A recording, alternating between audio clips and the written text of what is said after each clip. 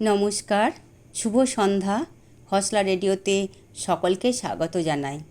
আজ 7ই আষাঢ় 1433 বঙ্গাব্দ, সোমবার 22শে জুন 2026। আজ 22শে জুন পালিত হলো বিশ্ব বৃষ্টিবন দিবস, অর্থাৎ ওয়ার্ল্ড রেন ফরেস্ট ডে। বৃষ্টিবন, বন্যপ্রাণী এবং জীববৈচিত্র্যের রক্ষার বিষয়ে বিশ্বব্যাপী সচেতনতা ছড়িয়ে দেওয়ার উদ্দেশ্যে এই দিবসটি পালন করা হয়। মন্দির নগরী বিষ্ণুপুরের প্রতিষ্ঠিত হসলা রেডিও বার্তায় খবর পরিবেশন করছি মুর্শিদাবাদ থেকে। আমি তৃপ্তি পাল। এনেছি কিছু টাটকা তাজা খবর। আসছি বিশেষ বিশেষ খবরে। বিজেপি সরকারের প্রথম রাজ্য বাজেট। বাড়ল নৌশক্তি, নির্মাতা থেকে নির্ণায়ক হওয়ার বার্তা মোদির। গোপাল পাঁঠার সম্মানে রাস্তা এবার কলকাতায়। যোগেও বঙ্গযোগের বার্তা মোদির। দেশ জুড়ে নির্বিঘ্নে নিট ইউজির পুনঃপরীক্ষা। হাসপাতাল থেকে নিটে জলে ভেসে যোগ, তাক লাগালেন 71-এর বৃদ্ধ। এখন আসছি বিস্তারিত খবরে। দেশের সবচেয়ে বেশি ঋণগ্রস্ত রাজ্য পশ্চিমবঙ্গ। বামেদের সরিয়ে তৃণমূল আসার সময় একটি শিশু জন্মাত 21,000 টাকার ঋণের বোঝা নিয়ে। এখন একজনের মাথাপিছু ঋণ দাঁড়িয়েছে প্রায় 80,000 টাকা। রাজ্যের ঋণ বেড়ে 8,15,00,000 কোটি টাকা। এই আর্থিক বিপর্যয়ের মধ্যে দাঁড়িয়ে আজ সোমবার পেশ হয়েছে চলতি আর্থিক বছরের 2026 থেকে 27 পূর্ণাঙ্গ বাজেট। সব মিলিয়ে বিশাল ঋণের বোঝা ও বেকারত্ব সামলে রাজ্যের ভঙ্গুর অর্থনীতিকে চাঙ্গা করায় লক্ষ্য বিজেপি সরকারের অর্থমন্ত্রী স্বপন দাশগুপ্তের। শ্যামাপ্রসাদ মুখোপাধ্যায়ের স্মৃতি সংরক্ষণে বরাদ্দ 200 কোটি। বাজেটে বড় ঘোষণা অর্থমন্ত্রী স্বপন দাশগুপ্তের। শ্যামাপ্রসাদের পৈতৃক ভিটের সংস্কার, তাঁর স্মৃতিসৌধ তৈরি করা হবে। শ্যামাপ্রসাদের নামে গ্রন্থাগার, পার্ক তৈরি করা হবে। এছাড়া ওনার জন্মদিন অর্থাৎ 6ই জুলাই মিলবে রাজ্য সরকারি ছুটি। বাজেটে মোট বরাদ্দ হয়েছে 4,38,500 কোটি টাকা। ঘোষণা অর্থমন্ত্রীর। সুন্দরবনে 1,000 কোটি টাকা ব্যয়ে 60 কিলোমিটার বাঁধ তৈরি হবে। মোট 38% ডিএ সরকারি কর্মীদের। সিভিক ভলেন্টিয়ারদের পারিশ্রমিক বৃদ্ধি 2,000 টাকা। বিধায়ক তহবিলে অর্থের পরিমাণ 70 লক্ষ থেকে বেড়ে 1 কোটি। রাজ্য সরকারি 1 লক্ষ শূন্য পদে নিয়োগ। 33% মহিলাদের জন্য সংরক্ষণ। পুলিশে 20,000 নিয়োগ, 50,000 নিয়োগের প্রস্তাব। আগামী 2 বছর বয়সের ক্ষেত্রে বাড়তি ছাড়। রাজ্যে এআই মিশনের সূচনা। অবসরপ্রাপ্ত সাংবাদিকদের 5,000 টাকা পেনশন।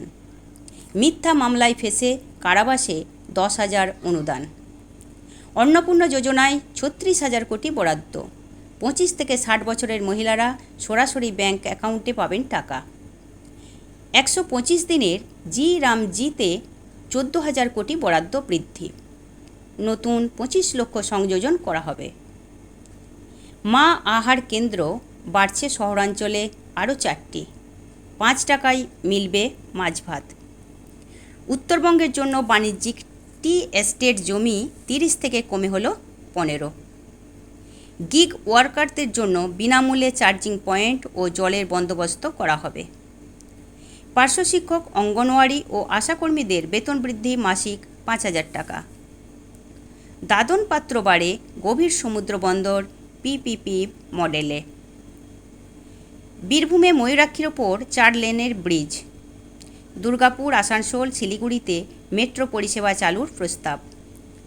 অসমের কাজিরাঙ্গার আদলে চিংড়িহাটা নিউটাউনে 900 কোটির এলিভেটেড করিডোর তৈরির প্রস্তাব। শালিমার গার্ডেন রিচ টার্মিনাল তৈরি হবে। রাজ্যের স্বাস্থ্যক্ষেত্রে এইমসের থেকে রাজ্যের হাসপাতালগুলিকে সুপার স্পেশালিটি পরিণত করার প্রস্তাব দেওয়া হয়েছে। জনসাধারণের স্বাস্থ্য ইন্স্যুরেন্স তথা আয়ুষ্মান ভারতের মতো সামাজিক প্রকল্প কার্যকর করা হয়েছে। সেইগুলো কার্যকর করতে সুন্দরবনে সুপার স্পেশালিটি হাসপাতাল তৈরি করা হবে। অন্তঃসত্ত্বা মহিলাদের জন্য দ্বীপভিত্তিক প্রসূতি কেন্দ্র গড়ে তোলা হবে। সব সরকারি হাসপাতালে ভর্তি থাকা রোগীদের খাবার দেওয়ার জন্য মাথাপিছু খরচ 110 টাকা করার প্রস্তাব করা হয়েছে। গোটা রাজ্যসহ সুন্দরবন এলাকা থেকে যারা মুম্বাই ও ভেলোরে চিকিৎসার জন্য যাবেন তারা পিপিপি মডেলে সেখানে থাকার সুবিধা পাবেন। সরকারি বাসে মহিলাদের নিখরচে যাত্রায় পিঙ্ক কার্ড তৈরি করা হয়েছে। বাজেটে সেবাশক্তি, জ্ঞানশক্তি সহ 5 বিষয়ে নজর।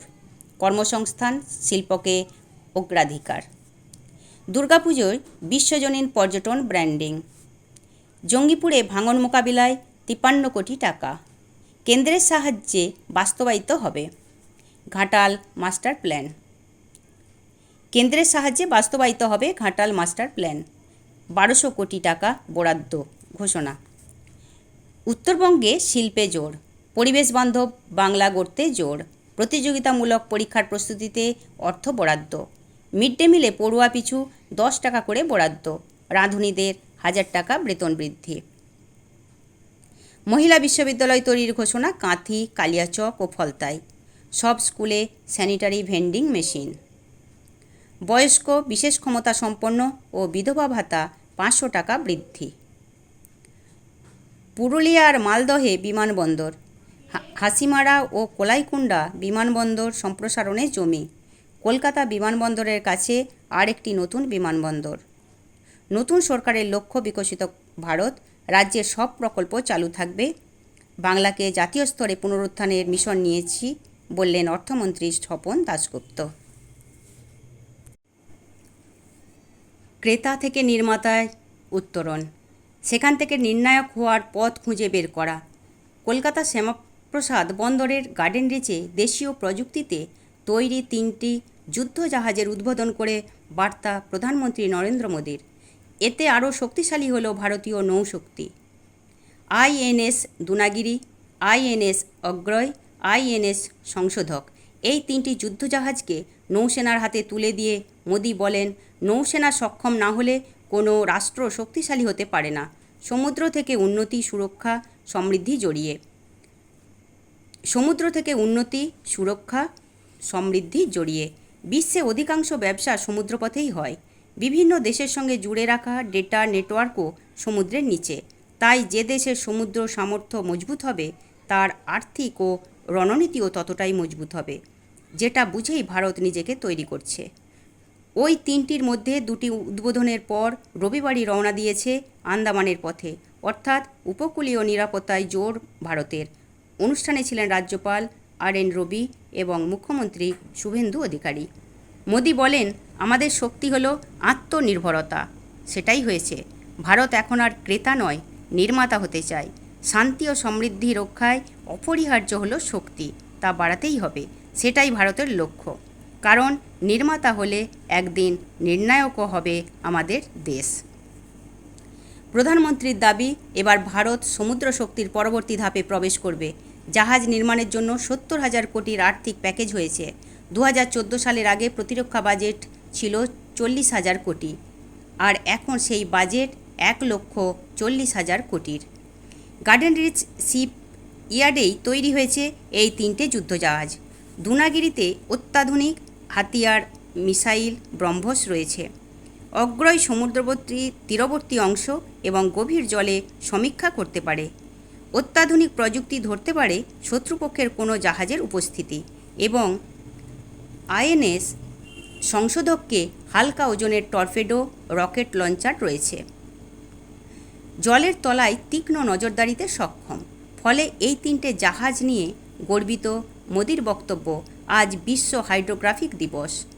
আর আজই আধুনিক হাইড্রোগ্রাফিক জাহাজের সূচনা হলো, এবং তা হলো এই বাংলা থেকে, যা দেশকে একসময় পথ দেখিয়েছে বিভিন্ন ক্ষেত্রে। Garden Reach ship builders and engineers 1960 সাল থেকে এ পর্যন্ত 118টিরও বেশি যুদ্ধজাহাজ তৈরি করেছে। এর মধ্যে 80টিরও বেশি যুদ্ধজাহাজ শুধু ভারতীয় নৌসেনার জন্যই বানিয়েছে তারা।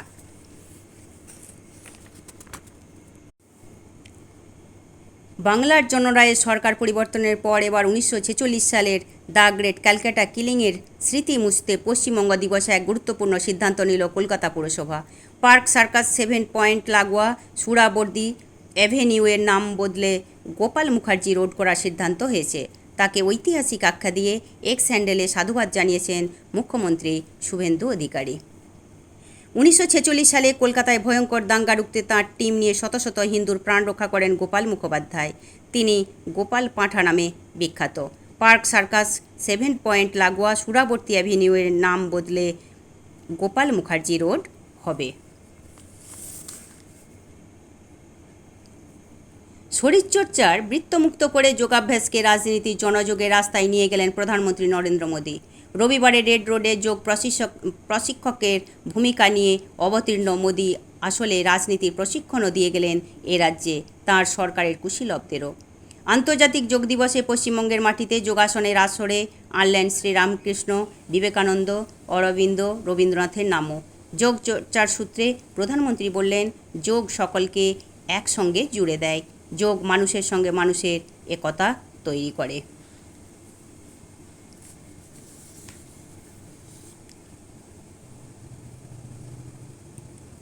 দেশ জুড়ে তোলপাড় ফেলে দেওয়া প্রশ্নপত্র কেলেঙ্কারির বিতর্কের মধ্যে রবিবার রাজ্যসহ দেশ জুড়ে অনুষ্ঠিত হল সর্বভারতীয় ডাক্তারি পরীক্ষা প্রবেশিকা পরীক্ষা নিট ইউজির পুনঃ পরীক্ষা। বিগত কয়েক সপ্তাহের প্রতিবাদ ও অভিযোগের পর কেন্দ্র সরকারের কাছে সবচেয়ে বড় চ্যালেঞ্জ ছিল সম্পূর্ণ স্বচ্ছ ও সুষ্ঠুভাবে পরীক্ষা পরিচালনা করা। সেই লক্ষ্যেই দেশের পাশাপাশি পশ্চিমবঙ্গেও দেখা গেল ব্যাপক প্রশাসনিক তৎপরতা। এদিকে নিট পরীক্ষার প্রশ্নপত্র ফাঁসের ঘটনায় কেন্দ্রীয় সরকারের অবস্থান স্পষ্ট করে জিরো টলারেন্সের বার্তা দিলেন কেন্দ্রীয় শিক্ষা দপ্তরের রাষ্ট্রমন্ত্রী সুকান্ত মজুমদার। তিনি বলেন, প্রশ্নপত্র ফাঁসের ঘটনায় কোনো ধরনের গাফিলতি বন্দোবস্ত করা হবে না এবং দোষীদের বিরুদ্ধে কঠোর ব্যবস্থা নেওয়া হবে। নিট পরীক্ষার প্রশ্নপত্র ফাঁসের ঘটনার তদন্তভার ইতিমধ্যেই কেন্দ্রীয় তদন্তকারী সংস্থা সিবিআইয়ের হাতে তুলে দেওয়া হয়েছে। আমাদের সরকার এই বিষয়ে সম্পূর্ণ জিরো টলারেন্স নীতি নিয়ে কাজ করছে। যারা এই অপরাধের সঙ্গে যুক্ত তাদের প্রত্যেকেরই শাস্তি হবে। সিবিআই ইতিমধ্যে তদন্ত শুরু করেছে। তিনি আরও বলেন, কিছু অসাধু চক্র সবসময় নিজেদের পরিকল্পনা বাস্তবায়নের চেষ্টা করে। এবার কোনোভাবে তারা সফল হয়েছে, কিন্তু ভবিষ্যতে যাতে এমন ঘটনা আর না ঘটে তার জন্য সর্বোচ্চ সতর্কতা এবং কঠোর ব্যবস্থা গ্রহণ করা হচ্ছে। রবিবার ছিল আন্তর্জাতিক যোগ দিবস। কলকাতায় কেন্দ্রীয় ভবনে সেই অনুষ্ঠানের আয়োজন করা হয়েছিল। ফলে রাস্তায় যান চলাচলে কোনো সমস্যা হতে পারে এমন আশঙ্কায় বহু পরীক্ষার্থী নির্ধারিত সময়ের অনেক আগেই বিভিন্ন পরীক্ষা কেন্দ্রে পৌঁছে যান। কাউকেই নির্দিষ্ট সময়ের আগে পরীক্ষা কেন্দ্রে প্রবেশ করতে দেওয়া হয়নি। পশ্চিমবঙ্গ থেকে এবার মোট 1,09,000 পরীক্ষার্থী নিট ইউজির পুনঃ পরীক্ষায় অংশ নিয়েছেন। হাসপাতাল থেকে নিটে দেশের অন্যতম গুরুত্বপূর্ণ মেডিকেল প্রবেশিকা পরীক্ষার কয়েকদিন আগেই ভয়াবহ পথ দুর্ঘটনায় শিকার হয়েছিলেন তিনি। গুরুতর চোট নিয়েও রবিবার নিট ইউজি পুনঃ পরীক্ষায় বসে নিজের স্বপ্ন পূরণের পথে এক দৃষ্টান্ত তৈরি করলেন এই পরীক্ষার্থী। প্রসঙ্গত, গত 14 জুন দুর্ঘটনার পর সৃষ্টির পাঁজরের 9টি হাড় ভেঙে যায়। পাশাপাশি ফুসফুসেও গুরুতর আঘাত পান তিনি। তাঁর বড় ধরনের ভাস্কুলার সার্জারি করতে হয় এবং কিছু সময় কৃত্রিম শ্বাস প্রশ্বাস ব্যবস্থায় সাহায্য নিতে হয়েছিল। কিন্তু শারীরিক অসুস্থতা তার পরীক্ষায় বসার ইচ্ছাকে দমাতে পারেনি। বর্তমানে তিনি নাগেরবাজারের একটি বেসরকারি হাসপাতালে চিকিৎসাধীন। সেখান থেকেই গ্রিন করিডোর করে তাঁকে ঢাকুরিয়ার পরীক্ষা কেন্দ্রে নিয়ে যাওয়ার ব্যবস্থা করা হয়। পরিবারের আর্জিতে ঢাকুরিয়ার বিনোদিনী গার্লস হাই স্কুলে আলাদা ঘরের নিচুতলায় বসে পরীক্ষা দেওয়ার সুযোগ পান সৃষ্টি। প্রয়োজনীয় চিকিৎসা সরঞ্জাম এমনকি বুকের ড্রেন নিয়েও তিনি পরীক্ষা দেন। পরীক্ষার পুরো সময় তার সঙ্গে ছিলেন চিকিৎসকরা।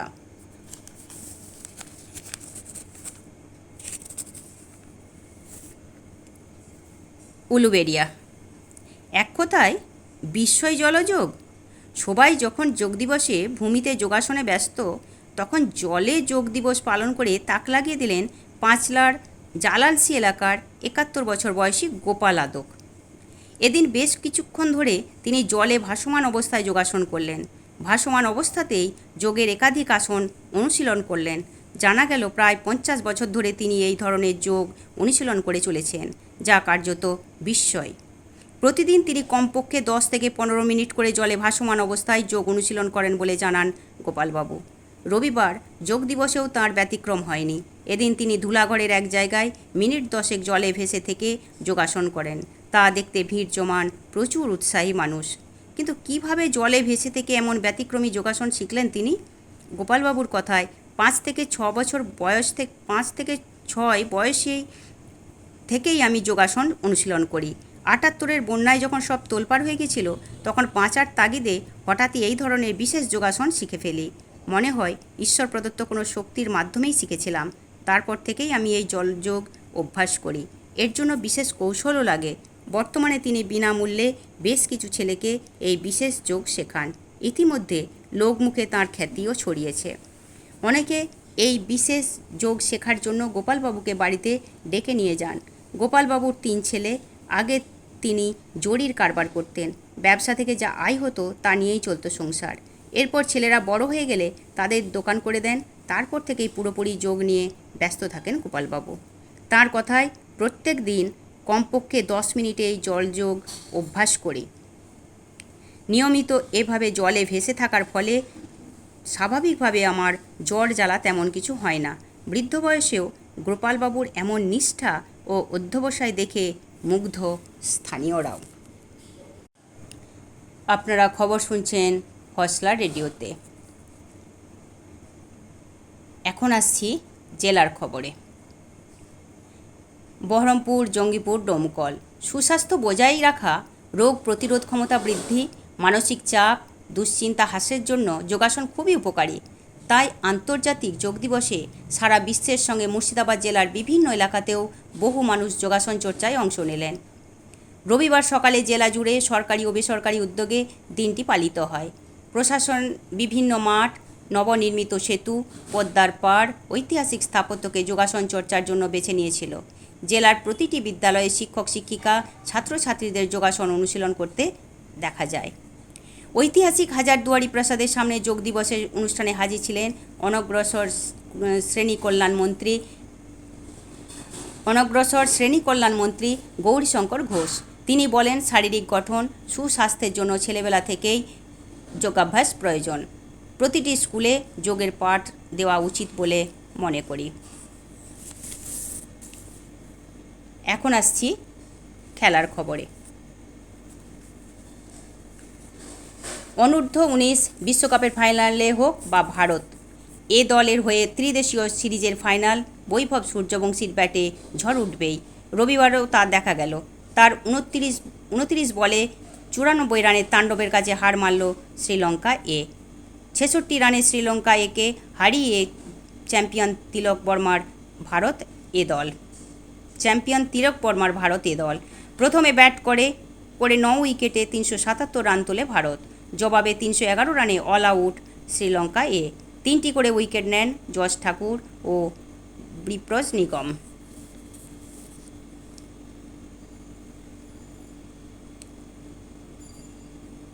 মারিজানের দাপটে হার শেফালিদের। 6 উইকেটে জয়ী দক্ষিণ আফ্রিকা। ম্যাচের সেরা মারিজান কাপ। টি-20 বিশ্বকাপে প্রথম 2 ম্যাচ জিতে স্বপ্নের ছন্দে শুরু করেছিল ভারত। চিরপ্রতিদ্বন্দ্বী পাকিস্তানকে হারানোর পরে নেদারল্যান্ডসের বিরুদ্ধেও সহজ জয় পান হরমনপ্রীত কৌর। কিন্তু শক্তিশালী দক্ষিণ আফ্রিকার সামনে পড়তেই ছন্দপতন ঘটে ভারতীয় দলের। ভারতকে 6 উইকেটে হারায় দক্ষিণ আফ্রিকা। নেপথ্যে মারিজান কাপের বিধ্বংসী ইনিংস। ভারত 7 উইকেটে 158, 20 ওভারে। দক্ষিণ আফ্রিকা 4 উইকেটে 161, 19.1 ওভারে। খবর পড়া আজকের মতো এখানেই শেষ করছি। নমস্কার, সবাই ভালো থাকবেন।